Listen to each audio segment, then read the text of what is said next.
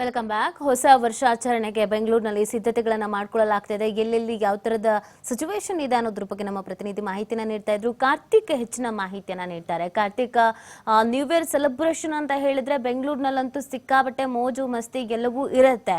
So ಕೆಲವೊಂದಷ್ಟು ಪ್ಲೇಸ್ಗಳಲ್ಲಿ ತುಂಬಾ alert ಮಾಡಲಾಗಿದೆ. ಹೆಚ್ಚಿನ ಪೊಲೀಸರನ್ನ ಕೂಡ ನಿಯೋಜನೆ ಮಾಡಲಾಗಿದೆ. ನೀವು ಯಾವ ಪ್ಲೇಸ್ ಅಲ್ಲಿ ಇದ್ದೀರಾ? ಅಲ್ಲಿ ಯಾವ ರೀತಿ ಆಗಿದೆ ಸಿದ್ಧತೆ? ಜನ ಎಲ್ಲ ಹೇಗೆ ಬರ್ತಾ ಇದ್ದಾರೆ? ಖಂಡಿತ ನೀತಿ ಚರ್ಚ್ ಸ್ಟ್ರೀಟ್ನ ಬಳಿ ಇದ್ದೇನೆ. ಅಂದರೆ ಹೊಸ ವರ್ಷ ಅಂತಂದರೆ ಬೆಂಗಳೂರಿನಲ್ಲಿ MG ರೋಡ್, ಬ್ರಿಗೇಡ್ ರೋಡ್ ಮತ್ತು ಚರ್ಚ್ ಸ್ಟ್ರೀಟ್ನಲ್ಲಿ ಭಾಳ ವಿಜೃಂಭಣೆಯಿಂದ ಆಚರಣೆ ಮಾಡಲಾಗುತ್ತೆ. ಈಗ ದೃಶ್ಯಗಳಲ್ಲಿ ತೋರಿಸ್ತಾ ಹೋಗ್ತೀನಿ ಈ ಒಂದು ಭಾಗದಲ್ಲಿ ಯಾವ ರೀತಿಯಾಗಿ ಸಿದ್ಧತೆಯನ್ನು ಮಾಡಿಕೊಳ್ಳಲಾಗಿದೆ ಅನ್ನುವಂಥದ್ದನ್ನು. ಅಂದರೆ ಈಗಾಗಲೇ ಹೆಚ್ಚಿನ ಸಂಖ್ಯೆಯಲ್ಲಿ ಯುವಜನತೆಯು ಕೂಡ ಇಲ್ಲಿ ಬರ್ತಾ ಇರುವಂಥದ್ದು. ಇನ್ನೇನು ಕೆಲವೇ ಕ್ಷಣಗಳಲ್ಲಿ ಇಲ್ಲಿ ವಿವಿಧ ರೀತಿಯ ಒಂದು ಮನರಂಜನಾ ಕಾರ್ಯಕ್ರಮಗಳಿರ್ಬೋದು, ಬೇರೆ ಬೇರೆ ರೀತಿಯ ಸೆಲೆಬ್ರೇಷನ್ಗಳು ಕೂಡ ಆರಂಭ ಆಗುತ್ತೆ. ಜೊತೆಗೆ ಯಾವುದೇ ರೀತಿಯ ಅಹಿತಕರ ಘಟನೆಗಳು ನಡೀಬಾರ್ದು ಅನ್ನುವಂಥ ಒಂದು ದೃಷ್ಟಿಕೋನವನ್ನು ಇಟ್ಟುಕೊಂಡು ಈಗಾಗಲೇ ಪೊಲೀಸ್ ಇಲಾಖೆಯು ಕೂಡ ಹೈಅಲರ್ಟ್ ಆಗಿರುವಂಥದ್ದು. ಒಂದಿಷ್ಟು ಭಾಗಗಳಲ್ಲಿ ಈ ಅಂದರೆ CC ಕ್ಯಾಮ್ರಾಗಳನ್ನು ಅಳವಡಿಕೆ ಮಾಡಲಾಗಿದೆ. ಜೊತೆಗೆ ಅಂದರೆ ಹೆಚ್ಚಿನ ಪ್ರಮಾಣದಲ್ಲಿ ಜನ ನ್ಯೂ ಇಯರ್ ಸಂದರ್ಭದಲ್ಲಿ ಅಂದರೆ ಹೆಚ್ಚಿನ ಮದ್ಯಪಾನವನ್ನು ಮಾಡಿ ಅವರೇನಾದರೂ ಅತಿರೇಕದ ವರ್ತನೆಗಳನ್ನ ಮಾಡಿದಂಥ ಸಂದರ್ಭದಲ್ಲಿ ಅವರನ್ನು ಕೂಡ ಹತೋಟಿಗೆ ತರೋದಕ್ಕೂ ಕೂಡ ಎಲ್ಲ ರೀತಿಯ ಸಿದ್ಧತೆಗಳನ್ನ ಮಾಡಿಕೊಳ್ಳಲಾಗಿದೆ. ಜೊತೆಗೆ ಮಹಿಳೆಯರಿಗೆ ಅಂದರೆ ಪ್ರತ್ಯೇಕವಾಗಿ ವ್ಯವಸ್ಥೆಯನ್ನು ಕೂಡ ಕಲ್ಪಿಸಿರುವಂಥದ್ದು. MG ರೋಡ್ ಬಳಿಯಿಂದ ಅಂದರೆ ಚರ್ಚ್ ಸ್ಟ್ರೀಟ್ಗೆ ಬರುವಂಥ ಭಾಗಗಳಲ್ಲಿಯೂ ಕೂಡ ಪ್ರತ್ಯೇಕವಾಗಿ ವ್ಯವಸ್ಥೆಯನ್ನು ಕಲ್ಪಿಸಲಾಗಿದೆ. ನಿರಾಶ್ರಿತ ಕೇಂದ್ರವನ್ನು ಕೂಡ ತೆರೆಯಲಾಗಿದೆ. ಅಂದರೆ ಪ್ರಮುಖವಾಗಿ ಮಹಿಳೆಯರಿರ್ಬೋದು ಅಥವಾ ಹೆಚ್ಚಿನ ಪ್ರಮಾಣದಲ್ಲಿ ಮದ್ಯಪಾನವನ್ನು ಮಾಡಿ ಅಂದರೆ ತಮ್ಮ ಒಂದು ಅಂದರೆ ನಡೆದಾಡೋಕ್ಕೂ ಕೂಡ ಪರಿಸ್ಥಿತಿ ಅವ್ರಿಗೆ ಬರದೇ ಇರೋದಂಥ ಸಂದರ್ಭದಲ್ಲಿ ಅವರನ್ನು ತಗೊಂಡೋಗಿ ಅವ್ರಿಗೆ ಒಂದಿಷ್ಟು ಗಂಟೆಗಳ ಕಾಲ ರಿಲೀಫ್ ಮಾಡೋದಕ್ಕೂ ಕೂಡ ವ್ಯವಸ್ಥೆಯನ್ನು ಮಾಡಲಾಗಿದೆ. ಒಂದಿಷ್ಟು ಜರ್ಮನ್ ಟೆಂಟ್ಗಳನ್ನು ಹಾಕಿ ಅವ್ರಿಗೆ ನಿರಾಶ್ರಿತ ಕೇಂದ್ರವನ್ನು ಕೂಡ ತೆರೆದಿರುವಂಥದ್ದು. ಈಗಾಗಲೇ ಜನರು ಕೂಡ ಸಾಕಷ್ಟು ಸಂಖ್ಯೆಯಲ್ಲಿ ಬರ್ತಾ ಇದ್ದಾರೆ. ಬೇರೆ ಬೇರೆ ಭಾಗಗಳಿಂದ ಬರ್ತಾ ಇರುವಂಥದ್ದು. ಬೆಂಗಳೂರಿನಾದ್ಯಂತವೂ ಕೂಡ 10,000 ಪೊಲೀಸರ ನಿಯೋಜನೆ ಮಾಡುವ ಮೂಲಕ ಹೊಸ ವರ್ಷದ ಸಂದರ್ಭದಲ್ಲಿ ಯಾವುದೇ ರೀತಿಯ ಅಹಿತಕರ ಘಟನೆಗಳು ನಡೀಬಾರ್ದು ಅನ್ನುವಂಥ ಒಂದು ದೃಷ್ಟಿಕೋನದಿಂದ ಪೊಲೀಸ್ ಇಲಾಖೆಯು ಕೂಡ ವ್ಯವಸ್ಥೆಯನ್ನು ಮಾಡಿಕೊಂಡಿದೆ. ಈ ಒಂದು ಚರ್ಚ್ ಸ್ಟ್ರೀಟ್ನ ಬಳಿಯೂ ಕೂಡ ಈಗಾಗಲೇ ಬೇರೆ ಬೇರೆ ಭಾಗಗಳಿಂದಲೂ ಕೂಡ ಜನ ಬರ್ತಾ ಇರುವಂಥದ್ದು. ಗ್ರ್ಯಾಂಡಾಗಿ 2024 ವೆಲ್ಕಮ್ ಮಾಡ್ಕೊಳ್ಬೇಕು ಅನ್ನುವಂಥ ಒಂದು ಹಿನ್ನೆಲೆಯಲ್ಲಿ ಎಲ್ಲರೂ ಕೂಡ ಅಂದರೆ ಖುಷಿಯಾಗಿ ಅವರ ರೀತಿಯಲ್ಲಿಯೇ ಒಂದು ವಿಜೃಂಭಣೆಯಿಂದ ಅಂದರೆ ವೆಲ್ಕಮ್ ಮಾಡ್ಕೊಳ್ಳೋದಕ್ಕೆ ಈ ಒಂದು ಚರ್ಚ್ ಸ್ಟ್ರೀಟ್ಗೆ ಬರ್ತಾ ಇದ್ದಾರೆ. ಚರ್ಚ್ ಸ್ಟ್ರೀಟ್ನಲ್ಲೂ ಕೂಡ ಬೇರೆ ಬೇರೆ ರೀತಿಯಾಗಿ ಸಿದ್ಧತೆಯನ್ನು ಕೂಡ ಮಾಡಿಕೊಳ್ಳಲಾಗಿದೆ. ನೀವು ನೋಡ್ಬೋದು ಪೊಲೀಸ್ ಇಲಾಖೆಯು ಕೂಡ ಹೈಅಲರ್ಟ್ ಆಗಿರುವಂಥದ್ದು. ಪೊಲೀಸ್ ಇಲಾಖೆಯು ಕೂಡ ಇಲ್ಲಿ ಬಂದು ಭದ್ರತೆಯ ಬಗ್ಗೆಯೂ ಕೂಡ ಅಂದರೆ ಅದರ ಬಗ್ಗೆ ಪರಿಶೀಲನೆಯನ್ನು ಕೂಡ ಮಾಡ್ತಾ ಇರುವಂಥದ್ದು. ಇದು ನನಗೆ ತೋರಿಸ್ತಾ ಇರುವಂಥದ್ದು ನಿರಾಶ್ರಿತ ಕೇಂದ್ರ. ಇದೇ ಒಂದು ಇದರೊಳಗೆ ಮದ್ಯಪಾನವನ್ನು ಮಾಡಿ ಅವರೇನಾದರೂ ತಮ್ಮ ಒಂದು ನಡೆದಾಡೋಕ್ಕೂ ಕೂಡ ಬರದೇ ಇರುವಂಥ ಒಂದು ಸ್ಥಿತಿಗೆ ತಲುಪಿದಂಥ ಸಂದರ್ಭದಲ್ಲಿ ಇಲ್ಲಿ ಅವ್ರಿಗೆ ವ್ಯವಸ್ಥೆಯನ್ನು ಮಾಡಲಾಗುತ್ತೆ. 1-2 ಗಂಟೆಗಳ ಕಾಲ ಅವರಿಗೆ ಇಲ್ಲಿ ಒಂದು ಆಶ್ರಯವನ್ನು ಕೊಟ್ಟು ಅವರನ್ನು ಪುನಃ ಕಳಿಸುವಂಥ ವ್ಯವಸ್ಥೆಯನ್ನು ಪೊಲೀಸ್ ಇಲಾಖೆ ಮಾಡಿಕೊಂಡಿದೆ. ಅಂದರೆ ಪ್ರತಿ ಬಾರಿಯೂ ಕೂಡ ಹೆಚ್ಚಿನ ಪ್ರಮಾಣದಲ್ಲಿ ಮದ್ಯಪಾನವನ್ನು ಮಾಡಿದಂಥ ಸಂದರ್ಭದಲ್ಲಿ ಅವ್ರಿಗೆ ಹತೋಟಿಗೆ ಅಂದರೆ ಅವ್ರಿಗೆ ನಿಲ್ಲೋದಕ್ಕೂ ಕೂಡ ಆಗದೇ ಇರುವಂಥ ಸ್ಥಿತಿಗಳು ಕೂಡ ತಲುಪಿರುತ್ತೆ. ಹಾಗಾಗಿ ಈ ಒಂದು ವ್ಯವಸ್ಥೆಯನ್ನು ಕೂಡ ಮಾಡ್ಕೊಂಡಿರುವಂಥದ್ದು. ಒಟ್ಟಾರೆಯಾಗಿ 2024 ಗ್ರ್ಯಾಂಡಾಗಿ ವೆಲ್ಕಮ್ ಮಾಡೋದಕ್ಕೆ ಬೆಂಗಳೂರು ಸಕಲ ರೀತಿಯಲ್ಲೂ ಕೂಡ ಸಿದ್ಧತೆಯನ್ನು ಮಾಡಿಕೊಂಡಿದೆ. ಅದರಲ್ಲೂ ಬ್ರಿಗೇಡ್ ರೋಡ್, MG ರೋಡ್ ಮತ್ತು ಚರ್ಚ್ ಸ್ಟ್ರೀಟ್ನ ಭಾಗಗಳಲ್ಲಿ ವಿಜೃಂಭಣೆಯಿಂದ ಒಂದು ಸಿದ್ಧತೆಯನ್ನು ಕೂಡ ಮಾಡ್ಕೊಂಡಿರೋದು ನೀವೀಗ ದೃಶ್ಯಗಳಲ್ಲಿ ಗಮನಿಸ್ಬೋದು. CC ಕ್ಯಾಮ್ರಾಗಳನ್ನು ಯಾವ ರೀತಿಯಾಗಿ ಅಳವಡಿಕೆ ಮಾಡಲಾಗಿದೆ ಅನ್ನುವಂಥದ್ದು. ಅಂದರೆ MG ರೋಡ್ನ ಎಂಟ್ರಿಯ ಒಂದು ಭಾಗದಲ್ಲಿ ರಸ್ತೆಗಳಲ್ಲಿ ಹೆಚ್ಚಿನ ಸಂಖ್ಯೆಯಲ್ಲಿ CC ಕ್ಯಾಮ್ರಾಗಳನ್ನು ಅಳವಡಿಸಲಾಗಿದೆ. ಜೊತೆಗೆ ವಿದ್ಯುತ್ ದೀಪಾಲಂಕಾರದಿಂದ ಸಿದ್ಧತೆಯನ್ನು ಅಂದರೆ ಪೂರ್ತಿ ರೋಡ್ನಾದ್ಯಂತವೂ ಕೂಡ ಅಂದರೆ ಒಂದು ವಿದ್ಯುತ್ ದೀಪಾಲಂಕಾರವನ್ನು ಕೂಡ ಮಾಡಿರುವಂಥದ್ದು. ಒಟ್ಟಾರೆಯಾಗಿ ಯುವ ಜನತೆ ಈ ಒಂದು ಭಾಗಗಳಲ್ಲಿ ಹೆಚ್ಚಿನ ಪ್ರಮಾಣದಲ್ಲಿ ಸೆಲೆಬ್ರೇಷನ್ನ ಮಾಡುತ್ತೆ. ಜೊತೆಗೆ ನೀವೀಗ ಬ್ಯಾರಿಕೇಡ್ಗಳನ್ನು ಕೂಡ ಗಮನಿಸ್ತಾ ಇರ್ಬೋದು. ಇಲ್ಲಿ ಪ್ರತ್ಯೇಕವಾಗಿ ಮಹಿಳೆಯರಿಗೆ ಮತ್ತು ಮಕ್ಕಳಿಗೆ ಮತ್ತು ಕುಟುಂಬಸ್ಥರಿಗೆ ಅನ್ನುವಂಥ ಒಂದು ಬೋರ್ಡನ್ನು ಕೂಡ ಹಾಕಲಾಗಿದೆ. ಅದನ್ನು ಪ್ರತ್ಯೇಕವಾಗಿ ಅವರಿಗೆ ಮೀಸಲಾಗಿಡಲಾಗಿದೆ. ಯಾಕಂತಂದರೆ ಮಹಿಳೆಯರು ಬಂದ ಘಟನೆಗಳು ನಡೆಯುವಂಥ ಸಾಧ್ಯತೆಗಳಿರ್ತವೆ. ಅದೇ ಒಂದು ಹಿನ್ನೆಲೆಯಲ್ಲಿ ಪೊಲೀಸ್ ಇಲಾಖೆಯು ಕೂಡ ಸಾಕಷ್ಟು ವ್ಯವಸ್ಥೆಯನ್ನು ಮಾಡಿರುವಂಥದ್ದು. ನೀತಿ ಕಾರ್ತಿಕ್, ಈಗ ನ್ಯೂ ಇಯರ್ ಸೆಲೆಬ್ರೇಷನ್ ಅಂತ ಅಂದಾಗ ಪ್ರತಿ ವರ್ಷ ಬೆಂಗಳೂರಿನಲ್ಲಿ ಈ ಸೆಲೆಬ್ರೇಷನ್ ನಡೆಯುವಂಥ ಸಂದರ್ಭದಲ್ಲಿ 1-2 ಸಮಸ್ಯೆಗಳು ಯಾವಾಗಲೂ ಇರುತ್ತೆ. ಒಂದು ಬಹಳ ಮದ್ಯಪಾನ ಮಾಡಿರ್ತಾರೆ, ಅವ್ರಿಗೆ ಎಲ್ಲಿ ಹೋಗ್ಬೇಕೇನು ಅನ್ನೋದು ಗೊತ್ತಾಗೋದಿಲ್ಲ ಅಂತ ಅದಕ್ಕೆ ಕೂಡ ಸಪ್ರೇಟ್ ಆದಂಥ ವ್ಯವಸ್ಥೆನ ಮಾಡಲಾಗಿದೆ ಅನ್ನೋದನ್ನು ನೀವು ಹೇಳ್ತಾ ಇದ್ರೆ. ಇನ್ನೊಂದು ವಾಪಸ್ ಮನೆಗೆ ಹೋಗೋದಕ್ಕೆ 12 ಗಂಟೆ ಸೆಲೆಬ್ರೇಷನ್ ಮುಗಿದ್ಮೇಲೆ 1-1:30-2 ಗಂಟೆ ಆದ್ಮೇಲೆ ವಾಪಸ್ ಮನೆಗೆ ಹೋಗೋದಕ್ಕೆ ಕಷ್ಟ ಆಗತ್ತೆ ಅನ್ನುವಂಥ ನಿಟ್ಟಿನಲ್ಲಿ ಕ್ಯಾಬ್ ಡ್ರೈವರ್ಸ್ಗಳ ಮೇಲೆ ಹಲ್ಲೆ ಇತ್ತು, ಆಟೋ ಡ್ರೈವರ್ಸ್ಗಳ ಮೇಲೆ ಹಲ್ಲೆ ಆಗಿದ್ದು ಕೂಡ ಇತ್ತು. ಮತ್ತು ಎಕ್ಸ್ಟ್ರಾ ದುಡ್ಡು ಬೇರೆ ಪೇ ಮಾಡಬೇಕು, ದುಬಾರಿ ಆಗಿರುತ್ತೆ ದುಡ್ಡು ಅಂತ. ಸೊ ಹಾಗಾಗಿ ಅದರ ವ್ಯವಸ್ಥೆಯನ್ನ ಹೇಗೆ ಮಾಡಲಾಗಿದೆ? MG ರೋಡ್ ಸುತ್ತಮುತ್ತ, ಬ್ರಿಗೇಡ್ ರೋಡ್ ಸುತ್ತಮುತ್ತ ಇನ್ನೊಂದು ಆಂಬ್ಯುಲೆನ್ಸ್ ಸೇವೆಯನ್ನ ಯಾವಾಗಲೂ ಅಲ್ಲಿ ಇಡೋದಕ್ಕೆ, ಎಮರ್ಜೆನ್ಸಿ ಏನಾದರೂ ಹೆಚ್ಚು ಕಮ್ಮಿ ಆದ್ರೆ ಅನ್ನುವಂಥ ಕಾರಣಕ್ಕೆ, ಮತ್ತು ಪೊಲೀಸರ ಗಸ್ತು ತಿರುಗುವಂಥದ್ದು. ಯಾಕಂದ್ರೆ ಡ್ರಿಂಕ್ ಅಂಡ್ ಡ್ರೈವ್ನು ಕೂಡ ಮಾಡಲಾಗತ್ತೆ ಇವತ್ತು, ಮತ್ತೆ ವೀಲಿಂಗ್ ಇನ್ನೊಂದು ಮತ್ತೊಂದು ಎಲ್ಲ ತರದಲ್ಲೂ ಕೂಡ ಮಾಡಲಾಗತ್ತೆ. ಸೊ ಹಾಗಾಗಿ ಗಸ್ತು ತಿರುಗುವಂತ ನಿಟ್ಟಿನಲ್ಲಿ ಕಾರ್ತಿಕ್ ಇವತ್ತು ಖಂಡಿತ ನೀತಿ ಏನು ಈ ಒಂದು ಹೊಸ ವರ್ಷಾಚರಣೆ ಸಂದರ್ಭದಲ್ಲಿ ಸಾಕಷ್ಟು ಅಹಿತಕರ ಘಟನೆಗಳು ಕೂಡ ನಡೀತವೆ ಅನ್ನುವಂಥ ಒಂದು ದೃಷ್ಟಿಕೋನವನ್ನು ಇಟ್ಟುಕೊಂಡೇ ಮುಂಜಾಗ್ರತಾ ಕ್ರಮವಾಗಿ ಪೊಲೀಸ್ ಇಲಾಖೆ ಈಗಾಗಲೇ 10,000 ಪೊಲೀಸರನ್ನು ಕೂಡ ನಿಯೋಜನೆ ಮಾಡಿರುವಂಥದ್ದು. ಪ್ರಮುಖವಾಗಿ ಅಂದರೆ ರಾತ್ರಿಯ ಸಮಯದಲ್ಲಿ ಫ್ಲೈಓವರ್ಗಳನ್ನು ಕೂಡ ಕಂಪ್ಲೀಟ್ ಆಗಿ ಬಂದ್ ಮಾಡಲಾಗುತ್ತೆ. ಯಾಕಂದರೆ ಆ ಒಂದು ಫ್ಲೈಓವರ್ಗಳಲ್ಲಿ ಏನಾದರೂ ಅಹಿತಕರ ಘಟನೆಗಳು ನಡೀಬಹುದು ಅನ್ನುವಂಥ ಒಂದು ದೃಷ್ಟಿಕೋನವನ್ನು ಇಟ್ಟುಕೊಂಡು, ಜೊತೆಗೆ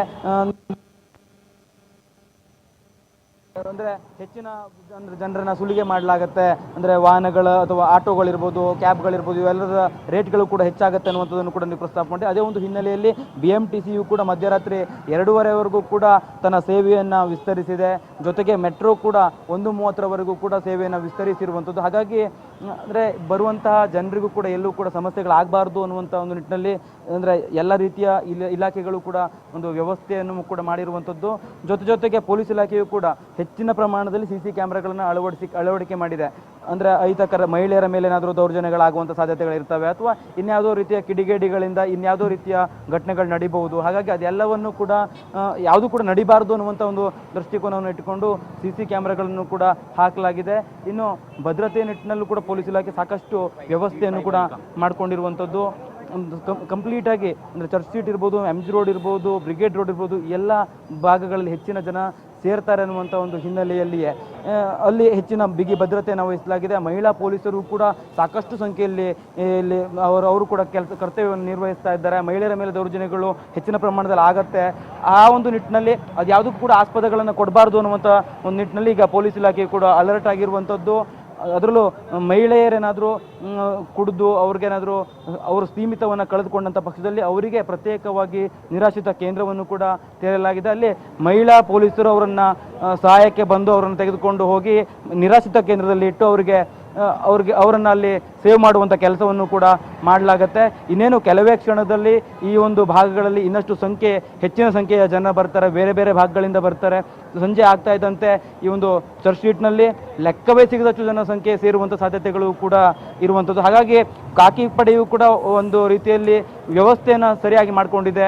ಲೈಟಿಂಗ್ಸ್ ಇರ್ಬೋದು, ಜೊತೆಗೆ CC ಕ್ಯಾಮ್ರಾಗಳಿರ್ಬೋದು, ಎಲ್ಲ ರೀತಿಯ ಅಂದರೆ ಸಿದ್ಧತೆಯನ್ನು ಮಾಡ್ಕೊಳ್ಳೋದ್ರ ಜೊತೆಗೆ ಮಾನಿಟರ್ ಮಾಡೋದಕ್ಕೂ ಕೂಡ ಒಂದಿಷ್ಟು ವ್ಯವಸ್ಥೆಯನ್ನು ಪೊಲೀಸ್ ಇಲಾಖೆಯಲ್ಲಿ ಅಂದರೆ ತಂಡಗಳನ್ನು ರಚನೆ ಮಾಡಿಕೊಂಡು ಯಾವ್ಯಾವ ಭಾಗದಲ್ಲಿ ಯಾವ್ಯಾವ ಪೊಲೀಸರು ಇರಬೇಕು ಅನ್ನುವಂಥ ಒಂದು ನಿಟ್ಟಿನಲ್ಲೂ ಕೂಡ ಈಗ ವ್ಯವಸ್ಥೆಯನ್ನು ಮಾಡ್ಕೊಂಡಿರುವುದು. ಹಾಗಾಗಿ ಪ್ರತ್ಯೇಕವಾಗಿ ಪ್ರತಿಯೊಂದು ರೋಡ್ಗಳಿಗೂ ಅಂದರೆ ಜಂಕ್ಷನ್ಗಳಿಗೂ ಕೂಡ ಹೆಚ್ಚಿನ ಒಂದು CC ಕ್ಯಾಮ್ರಾಗಳನ್ನು ಅಳವಡಿಸಿದ್ದಾರೆ. ಜೊತೆಗೆ ಆ CC ಕ್ಯಾಮ್ರಾಗಳನ್ನು ಮಾನಿಟರ್ ಕೂಡ ಪೊಲೀಸ್ ಇಲಾಖೆ ವತಿಯಿಂದ ಮಾಡ್ತಾ ಇರುವಂಥದ್ದು. ಅಲ್ಲೇನಾದರೂ ಆ ಒಂದು ಸ್ಥಳದಲ್ಲಿ ಅಹಿತಕರ ಘಟನೆಗಳು ನಡೀತಾ ಇರುವಂಥ CC ಕ್ಯಾಮ್ರಾದಲ್ಲಿ ಏನಾದರೂ ಕಂಡು ಬಂದ ಪಕ್ಷದಲ್ಲಿ ಅಲ್ಲಿ ಆ ತ್ವರಿತವಾಗಿ ಅಲ್ಲಿ ಪೊಲೀಸರು ಧಾವಿಸಿ ಅದನ್ನು ಕ್ಲಿಯರ್ ಮಾಡುವಂಥ ಕೆಲಸವನ್ನು ಕೂಡ ಮಾಡಲಿಕ್ಕೆ ಈಗಾಗಲೇ ಸಿದ್ಧತೆಯನ್ನು ಕೂಡ ಮಾಡಿಕೊಳ್ಳಲಾಗಿದೆ. ನೀತಿ ಓಕೆ ಕಾರ್ತಿಕ್, ಇನ್ನು ಇವತ್ತು ಪ್ರಮುಖವಾಗಿ ಲೇಡೀಸ್ ಕೂಡ ಈ ರಸ್ತೆಗಳಿಗೆ ಎಂಟ್ರಿ ಕೊಡ್ತಾರೆ. ಸೊ ಹೀಗಿರ್ಬೇಕಾದ್ರೆ ಯಾವಾಗ್ಲೂ ನಮ್ಮಲ್ಲಿ ಒಂದಾಗೋದು ಸಮಸ್ಯೆ, ನಮ್ಮ ರಾಜ್ಯದವರ ಸಮಸ್ಯೆಗಿಂತ ಬೇರೆ ದೇಶ ಬೇರೆ ಕಡೆಯಿಂದ ಬಂದವರಿಂದ ಸ್ವಲ್ಪ ಕಿರಿಕಿರಿ ಆಗತ್ತೆ, ಅದು ರಾಷ್ಟ್ರ ಮಟ್ಟದಲ್ಲೂ ಕೂಡ ಸುದ್ದಿ ಆಗತ್ತೆ. ಸೊ ಆ ನಿಟ್ಟಿನಲ್ಲಿ ಅಂದ್ರೆ ಮಹಿಳಾ ಸ್ಕ್ವಾಡ್ಗಳಾಗಿರ್ಬಹುದು ಅಥವಾ ಹೆಚ್ಚಿನ ಮಹಿಳಾ ಪೊಲೀಸ್ ಸಿಬ್ಬಂದಿಗಳನ್ನ ನಿಯೋಜನೆ ಮಾಡಿರೋದಾಗಿರ್ಬಹುದು, ಅದಕ್ಕೆ ಅಂತ ಏನಾದರೂ ಎಕ್ಸ್ಟ್ರಾ ಕೇರ್ ತೆಗೆದುಕೊಂಡು ಆಕ್ಷನ್ ಅನ್ನ ತೆಗೆದುಕೊಳ್ಳಲಾಗಿದೆಯಾ ಹೇಗೆ ಅಂತ ಕಾರ್ತಿಕ್? ಖಂಡಿತ ನೀತಿ, ನಾನು ಈಗಾಗಲೇ ಹೇಳಿದಂತೆ ಪ್ರತ್ಯೇಕವಾಗಿ ಮಹಿಳೆಯರಿಗೆ ಮತ್ತು ಕುಟುಂಬದವರಿಗೆ ತೆರಳೋದಕ್ಕೂ ಕೂಡ ಒಂದು ಬ್ಯಾರಿಕೇಡ್ಗಳನ್ನು ಹಾಕಿ ವ್ಯವಸ್ಥೆಯನ್ನು ಮಾಡಿರುವಂಥದ್ದು ಒಂದು ಕಡೆ ಆದರೆ, ಮಹಿಳೆಯರಿಗೆ ನಿರಾಶ್ರಿತ ಕೇಂದ್ರವನ್ನು ಕೂಡ ತೆರೆದಿರುವಂಥದ್ದು. ಜೊತೆಗೆ ಮಹಿಳೆಯರೇನಾದರೂ ಹೆಚ್ಚಿನ ಪ್ರಮಾಣದಲ್ಲಿ ಮದ್ಯಪಾನವನ್ನು ಮಾಡಿದ ಸಂದರ್ಭದಲ್ಲಿ ಅವರನ್ನು ತೆಗೆದುಕೊಂಡು ಹೋಗಿ ಆ ನಿರಾಶ್ರಿತ ಕೇಂದ್ರದಲ್ಲೇ ಅವರನ್ನು ಸೇರಿಸೋದಕ್ಕೂ ಕೂಡ ಮಹಿಳಾ ಪೊಲೀಸರನ್ನು ಕೂಡ ವ್ಯವಸ್ಥೆ ಮಾಡಿರುವಂಥದ್ದು. ನೀತಿ, ಓಕೆ, ಧನ್ಯವಾದ ಕಾರ್ತಿಕ್ ತಮ್ಮೆಲ್ಲ ಡೀಟೇಲ್ಸ್ಗಾಗಿ.